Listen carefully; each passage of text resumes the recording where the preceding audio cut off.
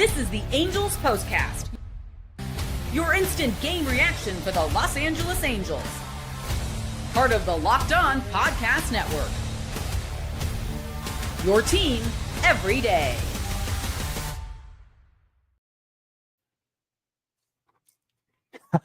Oh my goodness. I can't believe what's going on. Hello, Halo Nation. Hello, Halo hopefuls, and welcome back to the latest edition of the Locked On Angels Postcast, coming at you live, as always, after every single Angels game, right here on the Locked On Angels YouTube channel, both live on the channel and after the fact on the channel, or wherever you get the Locked On Angels audio podcast feed. If you don't know who I am, what's going on, everybody? My name is Gavin Carlson, former credentialed journalist in the LA area. I spent 4 years covering UCLA sports, now in year 2 with the Locked On Podcast Network, where it's your team every day. And I'll be honest, I have the craziest sore throat of my life. I don't know what is going on. My vocal cords are in pain, and yet I can't contain my voice. If this was a loss, I probably would have been here very calm, talking like this, saying, oh, it's a bummer we lost, but we'll be okay. My voice is killing me, but I cannot somehow limit the excitement after what the Angels just did tonight and what they have now done in back-to-back nights. Because for the second straight game, the Angels have shut out the New York Yankees at Yankee Stadium in the Bronx. I'm reading stats online saying that this hasn't happened to the Yankees to open up a series in, 4 years? Or sorry, not 4 years, 10 years, something like that. To lose 4-0 tonight, to lose 1-0 yesterday, this is unbelievable. And I know that the Yankees are struggling coming into this series, but how many times have we said there's no better team for a struggling team to face than our Angels if they want to turn things around, right? So how relieving and how great it feels that for once a team is not getting off of the skid when they play us. Instead, they are getting shut down, even worse than they got shut down before because of us. And oh my God, it feels great. Before we jump into it, to shout out to everybody in here, man, I'm feeling it. I promise I'm powering through. I feel like Halliburton in the finals right now, trying to give it my all. Hopefully I don't have an 0 for 4 performance like he did, or 0 for 4 first half, that is. But yes, Yankees having an Angels moment. I love it. Before we jump into it, shout out to everybody in here, seeing all the regular faces and some new faces. Certainly there's a lot of excitement around the team right now when you're able to do what you just did for back-to-back games. And without further ado, we have to get to it. No turning point. We got to get to it right away. It's the player of the game. This is the Locked On Player of the Game. And it's a guy, again, who's been doubted by many, including myself at times. It's Kyle Hendricks. What a performance from the veteran, from the fifth guy in the rotation, to go into Yankee Stadium against the Yankees lineup that is sure struggling, but really pissed off, really ready to get off the struggle bus with a huge performance. And for him to walk in there and go 6 innings, 4 hits, and the craziest stat of all, the most strikeouts in a game since COVID for Kyle Hendricks. 9 strikeouts versus just 1 walk. I mean, just a masterclass on the mound against a struggling but still very impressive lineup. Unbelievable job by him. And the best part is, it wasn't just him. I feel like every single person in this bullpen deserves player of the game as well. If they weren't a reliever, they probably would have gotten it, right? Zeferjahn with a perfect 7th inning. Detmers, oh my word, you know what? I'm giving it to him as well. This is the Locked On Player of the Game. Reid Detmers, he's unbelievable right now in the bullpen. Another inning of perfect pitching, 2 strikeouts, including making Aaron Judge look like a fool. A fool in that at-bat. 3 pitches struck him out. Unbelievable. And then Strickland comes in, protects his 0 ERA, comes in, and he's able to have that 1 walk, but get the strikeout. A beautiful performance from him. A beautiful performance from the entire pitching staff. And I mean, the biggest takeaway outside of this pitching performance is I'm not going to make any crazy statements, any, certain statements of certainty is what I'm trying to say about this team for at least the next month. I don't care if this team won 8 in a row. I don't care if this team lost 8 in a row. After what we saw in those 3 games, where the lineup was not good, the pitching was not good, the bullpen was not good, and to respond with 2 perfect pitching performances and enough offense, you can't jump to conclusions with this team anymore. They had an 8-game winning streak. They lost 5 in a row right after that.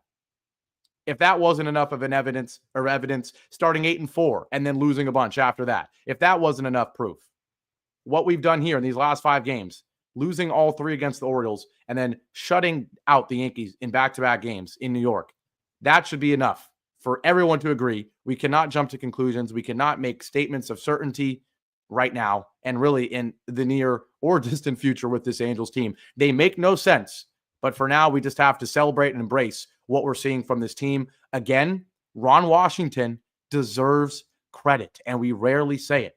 But again, another great managed performance by Ron Washington. Hendricks goes 6 innings, and it helps so much when your starter gives you a start like Hendricks did, the same way it helped so much when Soriano gave you the start he did. But we've seen the Angels lose games even after getting those starts. Not tonight. And that's why it's great. He goes to Zeferjahn at the right moment, in my opinion, after Hendricks had already pitched 98 pitches. Zeferjahn came in at the right time. Detmers comes in at the right time. Strickland, obviously, no Kenley Jansen available, but for Strickland to show up and do what he did, very impressive, right? The last thing is the strike to ball ratio. You have to start giving credit to Barry Enright, because we've been critical of the pitching coaching staff. We've really mainly been critical of the hitting coaching staff. We know that.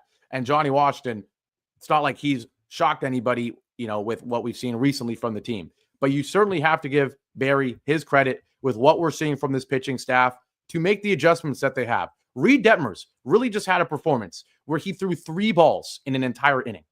He threw 3 balls and got 2 strikeouts, 11 strikes, 3 balls, 2 strikeouts, including Aaron Judge. Zeferjahn throws 11 pitches, 7 for strikes.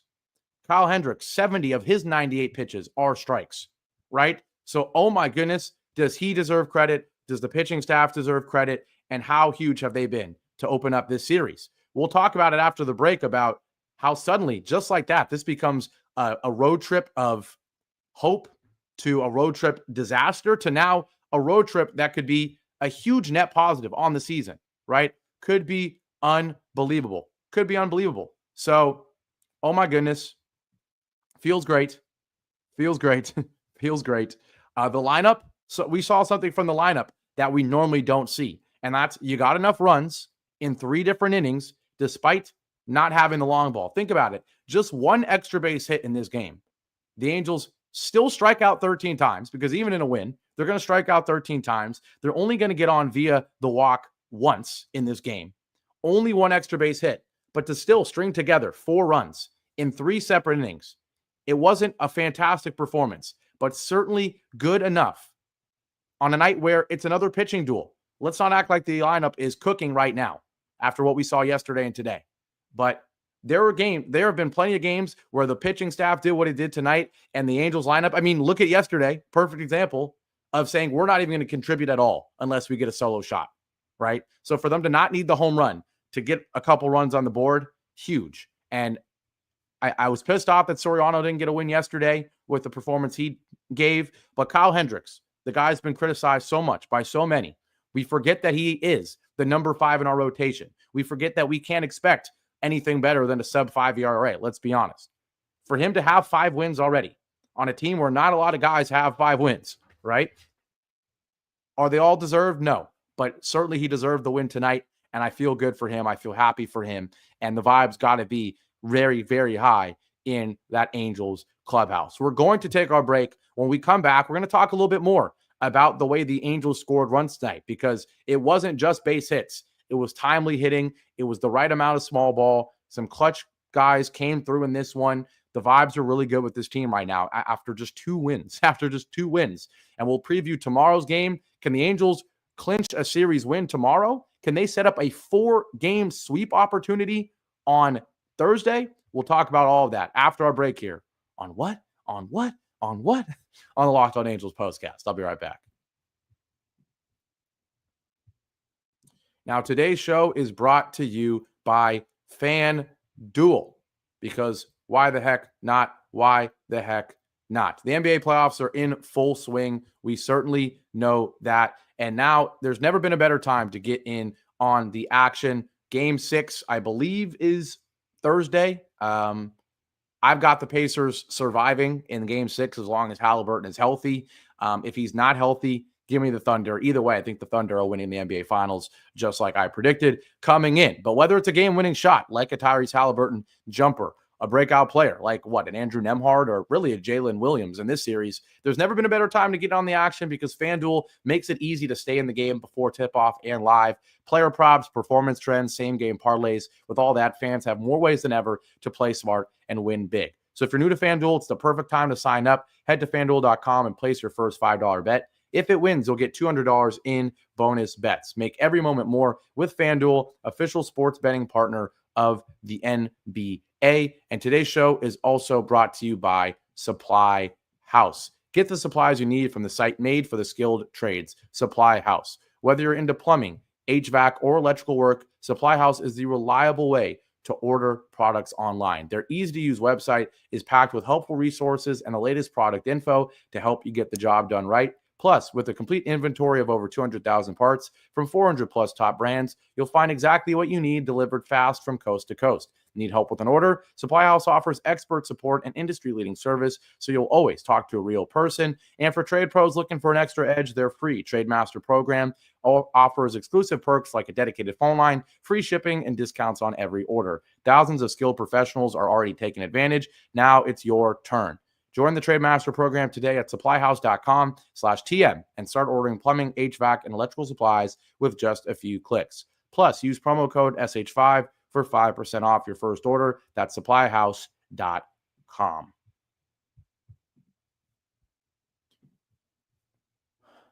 Back here live on another victorious edition of the Locked On Angels Postcast. Kyle Hendricks, Ryan Zeferjahn, Reid Detmers, Hunter Strickland, they all pitch shutout ball for the second straight shutout of the Yankees in a 4-0 win after yesterday's thrilling 1-0 win in the 11th inning. We have to talk about the Angels small ball tonight because it wasn't pretty. But wait, it was pretty, darn it. I think it was beautiful. I think that third inning might have been the most beautiful inning I've seen from the Angels all season. For them to do what they did. It started in the second. You got an extra base hit from Logan O'Hoppe, a double. Boy, oh boy, did he need that. He has been so awful. And then for Rengifo to immediately punch him in with a hard ground ball off the glove of DJ LeMahieu, that made it 1-0. But that top of the third inning, that was the beautiful inning. The beautiful inning. After a Christian Moore strikeout, the top of the order does exactly what you want to see the top of the order do. Single, single, single, single. Oh my word, was that beautiful, right? Zach Neto hits a hard line drive up the middle, 107.9 exit velo on a first pitch sinker. Nolan Schanuel with a ground ball via the bunt to third that results in a single. Beautiful. Mike Trout, he hits kind of a weak line drive that gets down in front of Aaron Judge, bases juiced. And then Taylor Ward, and it was a 2-strike swing from Trout as well. And then Taylor Ward comes up, 0-1 pitch, sweeper well below the knees. And the ground ball sneaks by Jazz Chisholm. He deflects it. The second deflection of the inning. Who cares? It's a fourth straight single. And this one scores two to make it 3-0 Angels through 3 innings. Now, unfortunately, Jorge Soler stinks. And with first and second and 1 out, he strikes out, although he did have a respectable at-bat, I guess you would say. And then Logan O'Hoppe, unfortunately, that one double was all he could contribute tonight. He struck out as well. But at that moment, how could you not be feeling great about the Angels, right? Kyle Hendricks dealing, right? Already had 4 strikeouts through the first 2 innings, and now you're up 3-0, right? Hendricks was able to settle in from there. The lineup was able to steal one more run in the 7th inning. They got a little bit of luck, right? A Rengifo single after Ian Hamilton comes in to replace Will Warren. A Rengifo single, catcher interference, goes first and second now.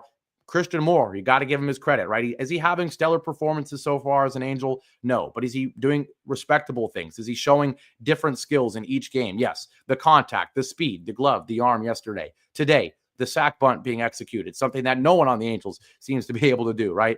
To then go second and third. Zach Neto gets hit by a pitch after review. We will take it. Bases juiced. A bummer we only get one run out of this inning on a ground out from Nolan Shonwell that's able to score a run, but small ball. It worked well. It worked well enough, and the Angels win 4-0. Feels so great. I want to talk about the series now. I want to talk about it. I love it. Angel Antonius asking me about my pistachios. Now, they're right here. I still have some left. Don't worry. Interesting now with the rest of the series, right? Because we have Jack Hwanowitz coming up. And unfortunately, based on what I'm seeing in the comment section and even just using logic, right? Theoretically, the last guy you would want to see in this rotation to try to continue the stellar pitching we've seen is Jack Hwanowitz. It sucks to say that, right? He's been the worst starter for the Angels this year. He struggled, especially as of late. So that is a fair thing to say. But at the same time, with how the bullpen is pitching, right? You don't need Hwanowitz to pitch 7 innings. If he could get through 5 against a guy in Yarborough who's basically a reliever being stretched out into a starter, right? Yarborough's not giving them 8 innings, right? So if Hwanowitz can give us 5, if Yarborough gives them 5, and it's a bullpen game, you certainly think the Angels have a shot. They certainly have a shot. We'll have Kenley Jansen available tomorrow. We'll probably have Bachman available. I think we still would probably have Detmers available, to be honest. Brock Burke would probably see him, right? Brogdon maybe. Not feeling fantastic about that, but good enough to make it competitive, right? If you can make tomorrow a coin flip game after winning the first 2, that is a success, right? And then Thursday, the final game, it will be Tyler Anderson against Rodon. Obviously, they're going to have a big advantage in that game. So would love to see the Angels steal 1 of 2. Do I think we're going to sweep the Yankees? Absolutely not. Do I think going 2-2 would be a disappointment? No. If you told me after the 3-game sweep that we'd go 2-2, I would take it 9 times out of 10. Now, would 2-2 hurt if it's after 2 wins? Yes. Would 2-2 hurt after the sweep we just had? Yes. If you steal one of the next 2, you go 3-4 on the trip. That is a successful trip coming into it. I said going 3-4 on the 7 games. The 7-game road trip would be a success. But if you can go 3-4 after getting swept, taking 3 out of 4 in the Bronx, oh my, would absolutely be a success going into Friday against the Astros in what becomes a huge AL West showdown. But with all that being said, I'm curious what you guys think. Angels win says series win guarantee, whereas Nathan is saying the Yankees will score at least 5 tomorrow, right? It'll be interesting. Larry saying we will win this series for sure. Keep rolling. Halos. Akuro Man says, don't mess with Jack. Let him grow as a pitcher. I think he's referring to Detmers. This would be a huge opportunity for him to make a statement. Angel Antonius said we're sweeping. Wow. Vinny says 3-1 is what he predicts. Akuro Man says, I said the Yankees would sweep. Lol, good thing that is not the case, but we love it. And Angel Antonius says, I'm summoning Gavin's baby broom. That's hilarious. That is hilarious. Would love to see it. Would love to see it. But yes, 3 out of 4 would absolutely be amazing. Kimber, you are right. Seth says, we swept the Doyers, so why not the Spankies? I love it. I love it. I love, above all else, I love that the vibes are great in here. We've had a rough stretch. We had the 3-game skid against the Orioles just a few days ago. So to have this would be, the winning 3 out of 4 against the Yankees would absolutely keep the positivity going into the homestand this weekend against the Astros. With all that being said, I'm starting to feel my voice. It's gone. It's getting there. It's getting raspy. I'm losing it. So we are going to wrap this one up. Shout out to everybody in here. I'm going to go to try to take care of my voice. Apparently it's some tea, honey combination, gargle some salt water. I'm going to try to do all of it. Take some meds. Big fan of meds. We're going to do all of that, and hopefully the voice will be better tomorrow. I will see you here tomorrow after the game. Another 4 p.m. first pitch. Thursday is the 10 a.m. first pitch, but tomorrow, 4 p.m. first pitch. We'll be back here around 6:45. Oh, geez, we've got people saying World Series in here. Let's not get there yet. But I'll see you around 6:45 tomorrow. Have a great rest of your Tuesday night. I'm going to go watch my second team, the Giants. Rafi Devers making his debut. Curious what your guys' thoughts are on that. Maybe we can talk about it tomorrow. But yes, going to watch that. Larry says tequila will cure it. You're hilarious. You are hilarious. But yes, I'm going to go watch Rafi Devers and the Giants. I'm going to go take care of my voice, and I'll see you back here tomorrow night. Take care, everybody. Go Angels. Halo Hawks. You can be happy today. Take care. And I'll say pistachio gargle. You guys are hilarious. Take care. See you tomorrow. Go Angels.